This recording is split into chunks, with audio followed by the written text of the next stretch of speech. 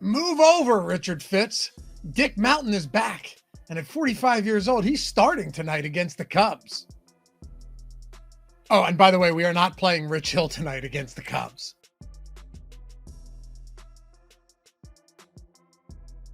You're watching The Perfect Lineup, where Josh Engleman and myself, Dave Loughran, look to do what we do every day and build the perfect lineup known to man. Take down a tournament.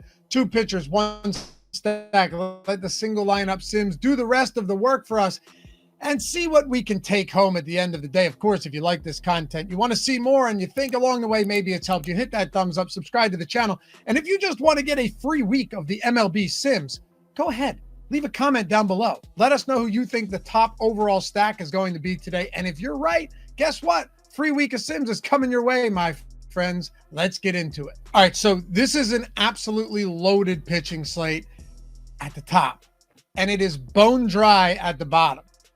Like I said, the old Dick Mountain, Rich Hill, is starting tonight, 45 years old. There are some rough pitchers going at the bottom. It's a Coors Field slate as well. But it's bad down there. It's incredible up top. It's hard to not view this as a 2-pitcher pay-up night. You really have no shortage of options there. So we'll kick it off with Yoshinobu Yamamoto. To be clear, Jacob deGrom obviously works here. And my guess is the Sims is going to give us quite a bit, given that the Athletics have a 3-run total today. There are a few guys you could get to. I'll probably get less of Jacob Mizorowski at his price point, though, especially given that his props don't really look as good as these other elite arms, and he's the most expensive pitcher on the slate. But Yamamoto looks really solid. Dodgers are minus 230 moneyline favorites. He has a 6.5K prop juice to the over, heavy juice on over 17.5 outs, and a 1.5 earned run allowed prop. It's not just that, though. This is a guy who is striking out lefties and righties over 26% of the time, nearly 30% against lefties. Has the 7th highest ground ball rate of all qualified pitchers in baseball, and he really doesn't give up much power either. So only 3 teams have a lower implied total than the Twins tonight, and well, one of them is going to be facing the next pitcher on our list. While my Braves didn't end up being the top stack yesterday, no one in the comment section was able to pick the Royals, so I'm going to be pretty happy with the performance we got out of Atlanta. Now, we're not taking the Braves today. We're saving some salary, and we're going to the Cleveland Guardians. Timeout. You guys just heard me say that we're taking the Cleveland Guardians. I have absolutely no idea why I said that. That's not at all who we're taking, and I'm going to leave that in to show how dumb I am. But everything that I'm about to talk about right now is how we're taking the Houston Astros and not the Cleveland Guardians. No idea where that came from. Didn't catch it till I'm editing, which is right now. So skip the Guardians. We're taking the Astros. It kind of looks weird on the surface, but once you dig in, I promise you guys, you're going to love it. Let's start in the top stacks tool. They're tied for 8th. In top stack score. Now, obviously, we've got the Coors game separating from the pack, so tied for 8th sounds a little bit worse than it really is. Here's where it gets better. They are number 1 in value. They are the best value stack that you're going to find.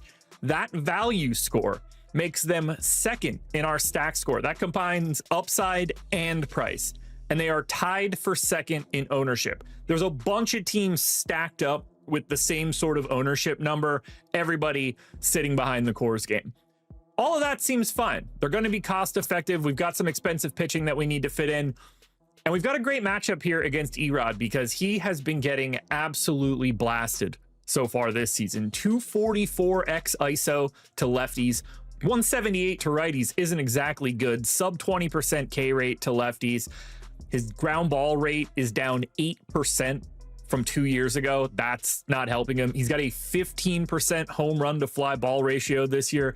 That's about as bad as it gets for him. It's the worst that he's had. The park is where it gets a little weird because if you just look at a general park factor, it's neutral for power, but lefties don't get a bonus at all. Very low park factor for lefty power. Very high park factor for righties. And that's going to apply a little bit more for us today because I'm expecting the Astros to run out almost all righties. So we are losing a bit of that Erod matchup where he's failing against lefties, but I think we're going to be fine here. And there are a lot of righties that we can target, and none of them really have that problematic of a price tag. Whether you want a $3,700 Cam Smith, a $4,300 Altuve, so you can actually get that second base eligibility. You've got Diaz in at catcher at $3,300.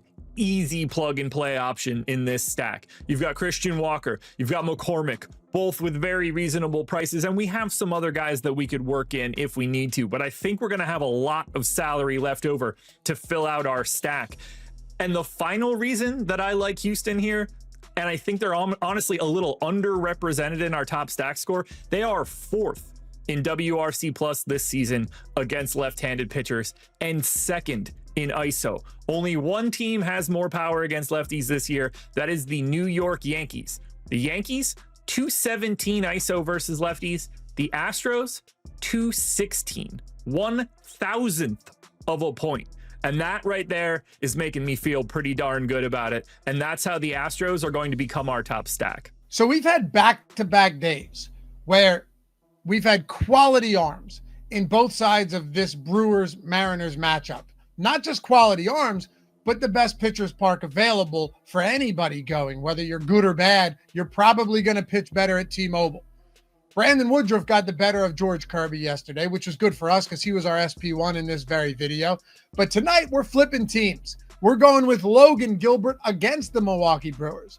And you guys already know, Josh and I love playing certain Mariners at home, and Logan Gilbert fits the bill to a T.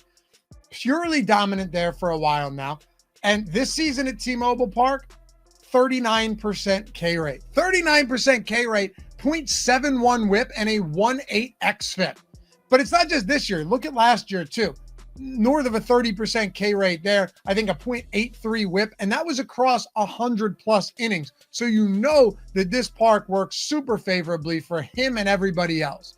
Probably why he profiles just as good as guys like DeGrom today, just as good as Yamamoto, and honestly, better than guys like Mizorowski and Framber Valdez, who's got a much more complicated matchup out there in Arizona. So while the Brewers don't make for the best overall matchup because they do put the ball in play, they don't strike out as much as some other teams that we'll see on this slate, they are bottom 7 in WOBA and WRC plus against righties, and they are 2 from the bottom in ISO against righties as well. So that should help quite a bit in this park. Lock it in. Yamamoto, Logan Gilbert. Let's see what Josh can come up with. Now we need to build our lineup in the single lineup simulator, and we are going to be able to have a pretty easy time doing this. Logan Gilbert, pretty expensive. Yamamoto, pretty expensive. We got those guys locked in, but then we went Diaz, Walker, Altuve, Cam Smith, and McCormick.